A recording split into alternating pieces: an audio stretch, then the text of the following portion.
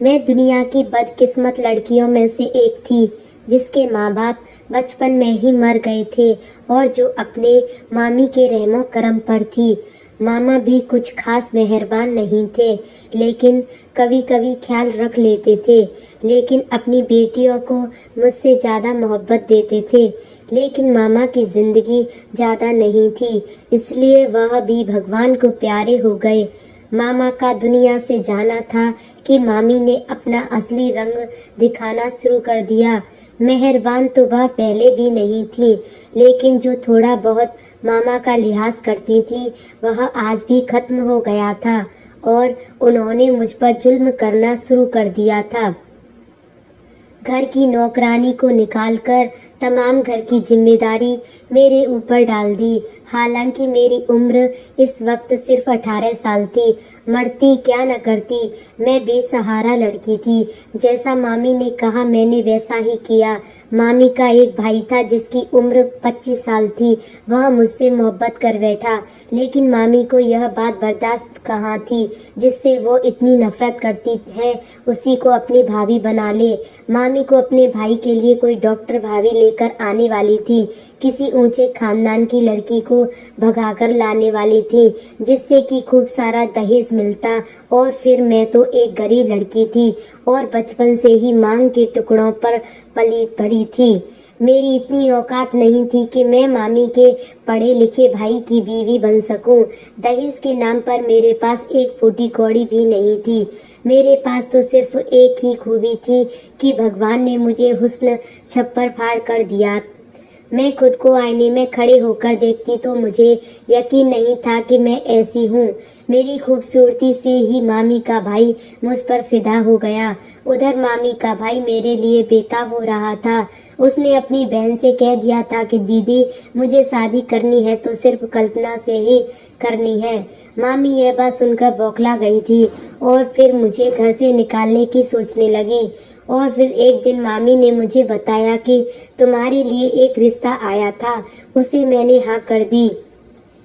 फटाफट इस लड़के से शादी करो, मेरे घर से निकल जाओ, वापस कभी मेरे घर में आने की ज़रूरत नहीं है।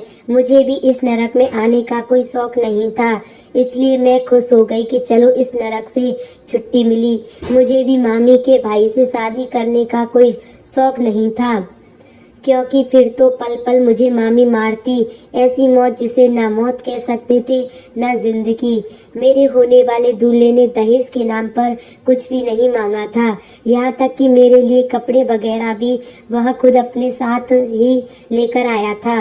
मुझे हैरत हो रही थी कि क्या दुनिया में कोई ऐसा भी हो सकता है। मामी ने मुझे बताया कि वह तुम्हारे हुस्न का दीवाना हो गया था। तुम्हारी तस्वीर देखते ही तुम्हें पसंद कर लिया, इसलिए उसने बिना दहेज के तुमसे शादी की है। मैंने भी सोचा चलो मेरी खूबसूरती किसी के तो काम आई। मेरी शादी हो गई, अपनी ससुराल आ गई। ससुराल के ठाट बाट देखकर तो मैं दंग रह गई।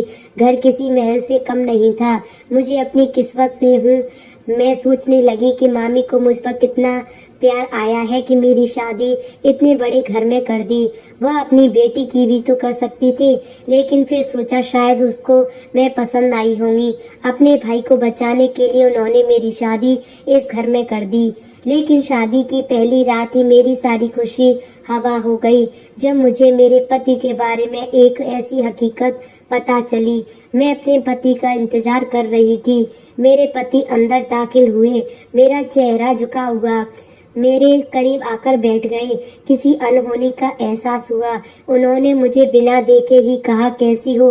मैंने कहा आप घूंघट उठाकर देख तो लो मैं कैसी हूँ, तो जोर से हंसने लगे। उनके इस तरह जोर से हंसने पर कुछ अजीब सा लगा। वह हंस क्यों रहे हैं और मेरा घूंघट क्यों नहीं उठा रहे। मैंने खुद ही अपना घूंघट उठा दिया और उनकी तरफ देखा तो मेरी तरफ नहीं देख रहे थे, दीवार की तरफ देखे जा रहे थे। मैंने पूछा आप ऐसा क्यों कर रहे हो, मेरी तरफ क्यों नहीं देख रहे? क्या आप मुझसे नाराज हो या फिर आपकी शादी आपकी मर्जी के बिना हुई है? मेरा इतना कहने पर वह फिर से हंसने लगे। बहुत अजीब लग रहा था। मेरा दिल भी बहुत ज्यादा घबरा रहा था। अजीब अजीब से ख्याल आ रहे थे। मैं सोचने लगी शायद यह मुझे पसंद नहीं करते, किसी और को पसंद करते होंगे। उनकी मर्जी के खिलाफ उनकी शादी मुझसे करवा दी गई होगी, इसलिए मुझे इग्नोर कर रहे हैं। मैंने उनसे सवाल किया कि आप मुझे पसंद नहीं करते। मेरा इतना कहते ही जोर से हंसने लगे। इस बार उनका हंसना मुझे बहुत ज़्यादा बुरा लगा। मेरा दिमाग खराब हो गया। बहुत ज़्यादा गुस्सा आने लगा। यह क्या बात हुई? यह क्या तरीका है अपनी नई नवेली दुल्हन से बात करने का? मैं सोच रही थी कि एक बार मेरी तरफ मुड़कर देख लो, उस लड़की को भूल जाओगे। मेरी खूबसूरती के आगे उस लड़की की याद नहीं आएगी, क्योंकि मैं भी इतनी खूबसूरत हूँ। मेरी खूबसूरती के आगे चांद भी फीका लगता है। लेकिन मेरी तरफ देख ही नहीं रहे थे, सामने दीवार की तरफ ही देखे जा रहे थे। मेरा दिल टूट गया था। मैंने तो सोचा था कि अपने पति और अपने ससुराल वालों की खूब सेवा करूंगी, उनका दिल जीत लूंगी, जिससे कि वह मुझे वापस मामी के घर न जाना पड़ेगा। ऐसा ही सोच विचार में हैरान परेशान बैठी थी। तभी उन्होंने एक बात कही, जिसे सुनते ही मेरे सिर पर आसमान टूट गया। क्या तुम्हें नहीं पता कि मैं देख नहीं सकता? मैं अंधा हूँ। उनका इतना कहते ही मैं सदमे में आ गई। कुछ देर तो मैं खुद को संभालने में लगी रही। फिर मैंने थोड़ी हिम्मत करके कहा, देखो पवन, यह वक्त मजाक करने का नहीं है। मुझे इस तरह का मजाक बिल्कुल पसंद नहीं। मुझे तो यही लगा था कि पवन मुझसे मजाक कर रहे हैं। मैंने फिर से अपनी बात को जारी रखा। मैंने कहा, देखो पवन, यह वक्त मजाक करने का नहीं, प्यार भरी बातें करने का है। तुम इस तरह की बातें मत करो। मेरा दिल डूबा जा रहा है। भगवान आपकी आंखों की रोशनी को जिंदगी की आखिरी लम्हों तक आपके साथ रखे। मैं आपसे मोहब्बत करती हूँ और आपकी मोहब्बत तो मेरे लिए किसी पूजा से कम नहीं है। मेरी बात सुनकर वह और हंसने लगे। कहने लगे, मैडम, यह दुनिया बहुत बेवफा है। अगर किसी इंसान के अंदर कोई कमी है तो दुनिया उससे मोहब्बत नहीं करती। वहीं अगर इंसान के पास सब कुछ है तो वह सारी दुनिया खूबियां हैं, दौलत है, पैसा है, तो दुनिया उससे मोहब्बत करती है, उसी वफा करती है। लेकिन मेरे अंदर सबसे बड़ी कमी है कि मैं देख नहीं सकता। मैं अंधा हूँ और मैं तुम्हारी मोहब्बत के काबिल नहीं हूँ। मैंने सबके मुंह से सुन रखा था कि तुम बहुत खूबसूरत हो, लेकिन अफसोस मैं तुम्हारी खूबसूरती हंसी को देख नहीं सकता। पवन बोले जा रहा था और मुझे अभी लग रहा था कि पवन मजाक कर रहा है। मुझे पवन की इस तरह का मजाक पर बहुत गुस्सा आ रहा था, लेकिन धीरे धीरे मुझे भी अंदाजा नहीं लगा कि झूठ नहीं बोल रहा या कोई मजाक नहीं था। यह वाकई सच था। यह एक कड़वी सच्चाई थी जो मुझे स्वीकार करनी थी। एक पल में मेरी खुशियों का सब मेरे सपनों का महल टूटकर चकनाचूर हो गया। मैं यहाँ आई वक्त तो खुद दूसरों के सहारे का मोहताज था। वह मेरा सहारा क्या बनता? उसे तो चलने के लिए खुद किसी सहारे की जरूरत थी। वह मेरा हाथ पकड़कर जिंदगी की दौड़ में कैसे आगे निकलता। मुझे ऐसा लग रहा था जैसे कोई मार रहा है। मैं अपना सिर पकड़कर बैठ गई। मेरे साथ धोखा हुआ था। मैं गुस्से से कांपते हुए एकदम खड़ी हो गई और मैंने कहा, तुम्हें शर्म नहीं आई? एक लड़की के साथ इतना बड़ा धोखा करते हुए, उसकी जिंदगी बर्बाद करते हुए तो मैं जरा भी शर्म नहीं आई। इंसानियत की भी कोई चीज होती है। मेरी बात सुनकर, हमने कोई धोखा नहीं दिया। क्या तुम्हारी मामी को पता था कि मैं देख नहीं सकता हूँ, मैं अंधा हूँ? मैंने तुम्हारी मामी को सब कुछ बता दिया था और तुम्हारी मामी ने कहा था कि रिश्ता मंजूर है। तुम भी राजी हो। मैं भला हाँ कर सकती थी शादी करने के लिए। अब मैं कहाँ जाऊँ, क्या करूं? कमरे में बेड पर लेट गया। थोड़ी देर में नींद की आगोश में उन्हें कोई परवाह नहीं थी मेरे ऊपर क्या बीत रही थी। उन्होंने मुझसे बात करना नहीं, ऐसे ही रोते रात मेरी आंख लग गई। वो तो सुबह उठकर तलाश करते हुए बाथरूम की तरफ चले गए। मैंने तो अपना काम खुद ही करते होंगे। बाथरूम से बाहर आए तो उसका कोई जवाब नहीं दिया। उन्होंने मुझे नहीं बोला। मुझे बहुत ज्यादा गुस्सा आ रहा था। मुझे नफरत हो रही थी, जो कि मेरा पति तकलीफ से मुझे नहीं पता, सिर्फ मैं ही जानती थी। किसी को भी मेरी तकलीफ से कोई मतलब नहीं था। दिमाग में न जाने कितने सवाल उठ रहे थे कि घर छोड़कर चली जाऊं तो जाऊंगी कहाँ। मामी के घर कोई ठिकाना नहीं था, फिर जाऊं तो जाऊं कहाँ। मजबूरन उसे उस घर में रहने का फैसला कर लिया। मैंने अपनी सास से भी इस बारे में बात की तो उन्होंने भी कहा कि हमने तुम्हारी मामी को अंधे होने के बारे में सब कुछ बता दिया था और उन्होंने कहा था कि तुम भी राजी हो और हमदर्दी में शादी करना चाहती हो। मुझे पोता चाहिए था, इसलिए मैंने अपने बेटे की शादी की और मेरी सारी उम्मीदें हैं। मुझे उम्मीद है कि तुम मुझे जरूर दोगी। अपने मुंह से यह बकवास करती हो, आपको क्या जरूरत थी अपने अंधे बेटे की शादी करने की। मेरे मुंह से यह बात सुनकर मेरी सास रोने लगी। मेरे बेटे को अंधा मत कहो, अंधे को अंधा ना कहूँ तो क्या कहूँ। यह कहकर गुस्से से पैर पटकते हुए कमरे में वापस चली गई। पहले मामी का रवैया ने मुझे पत्थर बना दिया, लेकिन शादी के नाम पर मिले इस धोखे ने मुझे बिल्कुल मुर्दा ही बना दिया था। मेरे जज्बात कहीं मर गए थे। मुझे अब किसी और के जज्बात की जरूरत नहीं थी। कोई मेरे बारे में क्या बातें करता है मुझे कुछ परवाह नहीं थी। मैं अपने मन की बात करती जिससे कि मैं खुश रहूं सकूं। लेकिन मैंने अपने दिल को लगाने की कोशिश करी, लेकिन मेरा दिल कहीं लग नहीं रहा था। मेरा भी मन कर रहा था कि मेरे हुस्न को सराहा जाए, मेरी तारीफ की जाए। जो मेरा हक है वह मुझे मिले, लेकिन जिससे यह हक मिलता वह तो अंधा था। वह तो मेरे हुस्न की तारीफ कर ही नहीं सकता था। मैं अंदर ही अंदर घुट रही थी। पवन को मुझसे हमदर्दी थी।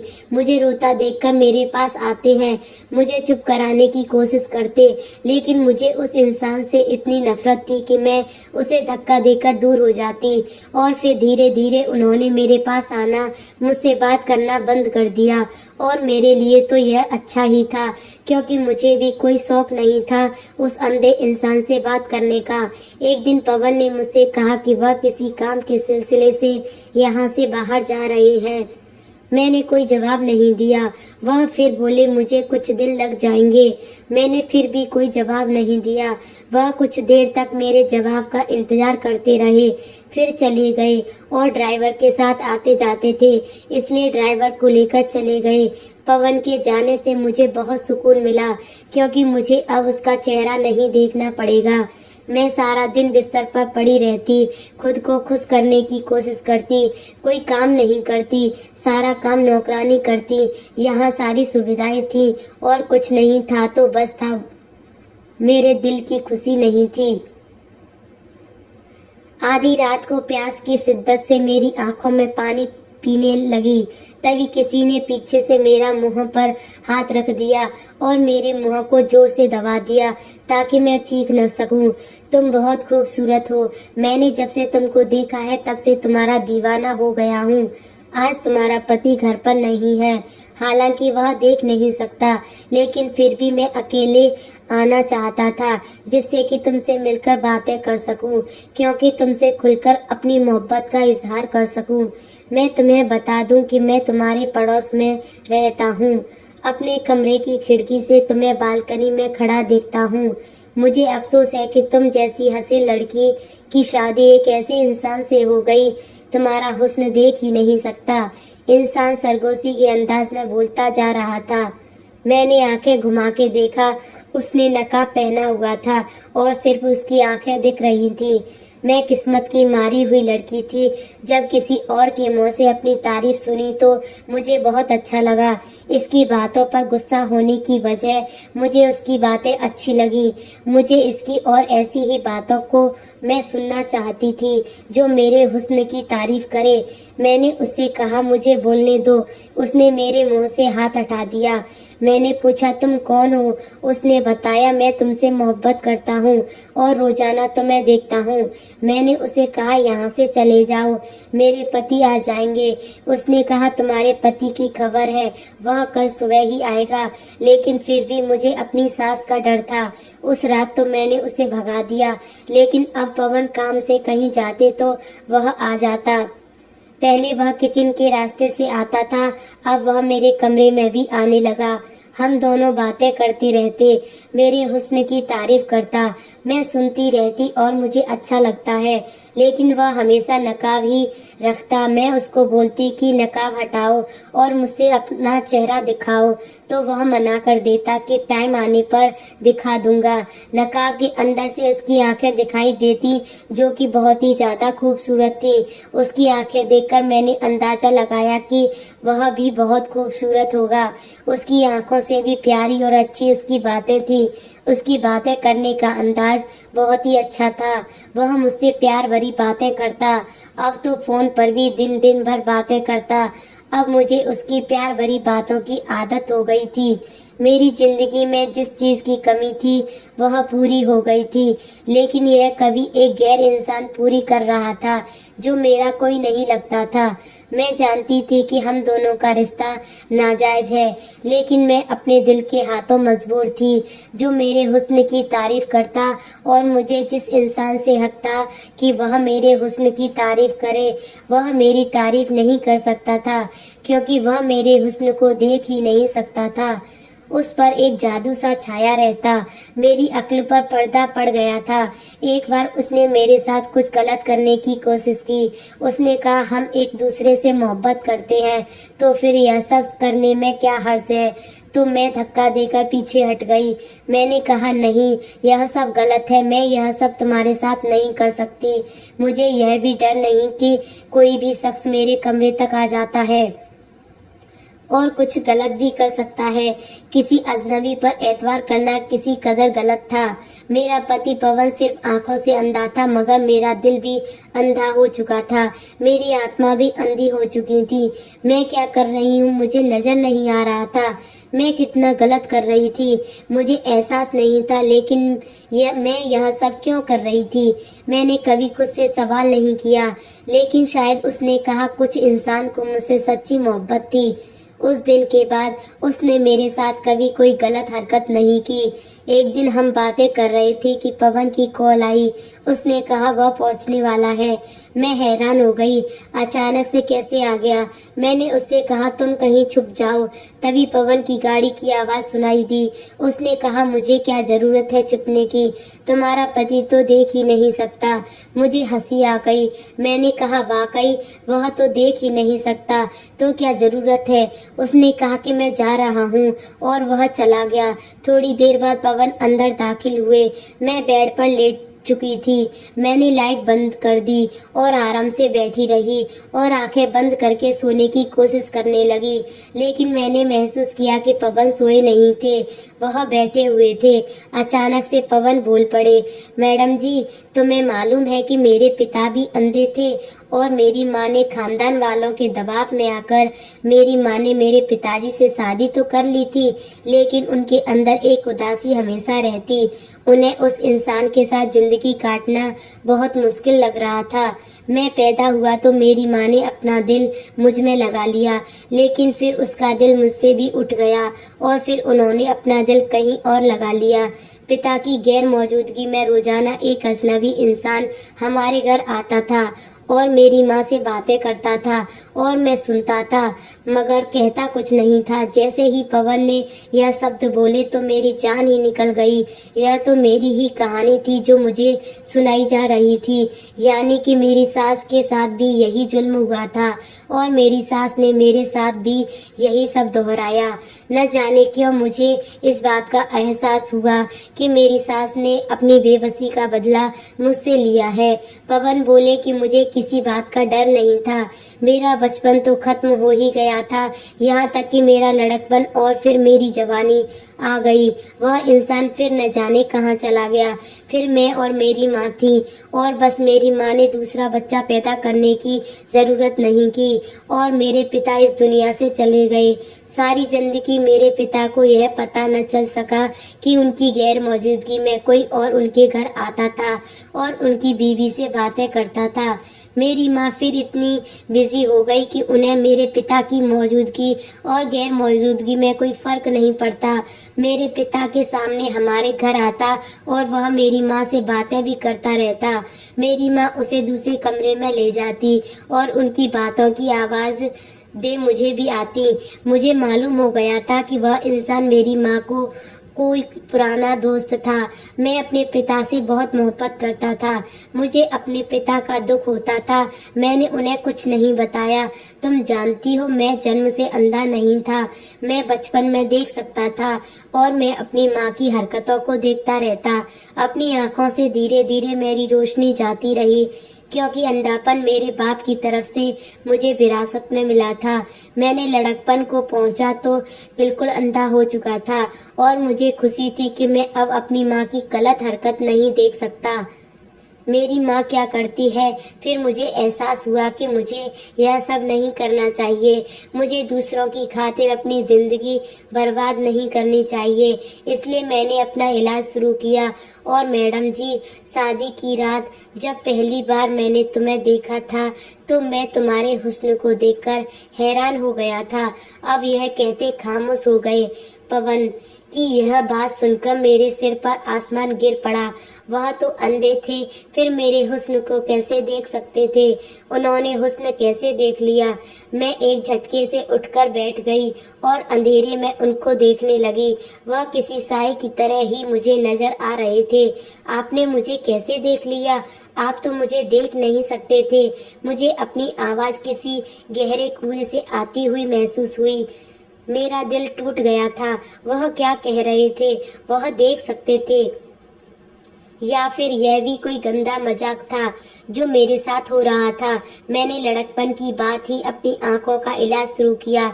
मेरे साथ ज्यादा समस्या नहीं थी। थोड़े से इलाज से ही मेरा ऑपरेशन से मेरी आंखों की रोशनी वापस आ गई और मैं सब कुछ देख सकता था। उसी वक्त मैंने शादी का फैसला किया और मेरी खामोशी से उनका फैसला कबूल कर लिया। तुम्हारी तस्वीर मुझे नहीं दिखाई क्योंकि माँ मुझे अंधा समझती थी और मैंने उसे कुछ कहा भी नहीं। मेरा दिल तो उनसे उठ चुका था। जब हमारी शादी हुई तो मैं देख सकता था और मैंने तुम्हें देखा भी था, लेकिन मैं यह देखना चाहता था कि तुम किस तरह की बीवी साबित होती हो, बेवफा साबित होती हो या अंधेपन का सुनकर मेरा सहारा बनती हो। लेकिन मुझे तुम्हारा रवैया देखकर बहुत दुख हुआ और मेरी तुम्हें छोड़ने का फैसला कर लिया था। तुम्हारे सामने अंधेपन का ड्रामा मैंने लगभग 1 महीना ही किया और 1 महीने में तुमने मुझे छोड़कर अपना एक आशिक भी बना लिया। पवन की बात सुनकर पैरों तले जमीन खिसक गई। मैडम जी, वह नकाबपोश कोई और नहीं था, मैं ही था। उनकी बात सुनकर तुम मुझ पर बेहोशी आने लगी। मेरे साथ क्या हो रहा था मुझे समझ नहीं आ रहा था। मैं अपनी किस्मत पर कैसे बात करूं, मुझे समझ में नहीं आ रहा था। आपने ऐसा क्यों किया मेरे साथ? बोलो। देखो, मैं हूँ ना वही जो तुमसे मिलने आता। मैं अपने पति से इस कदर नफरत करती थी कि मैंने कभी गौर ही नहीं किया। पवन ने कहा शादी के बाद अंधा हो जाता किसी हादसे में, तो क्या तुम मुझसे रिश्ता तोड़ लेती, मुझे छोड़कर चली जाती? मेरे पास बोलने के लिए कुछ भी नहीं था। मेरा दिल कर रहा था कि जमीन फट जाए और मैं उसमें समा जाऊं।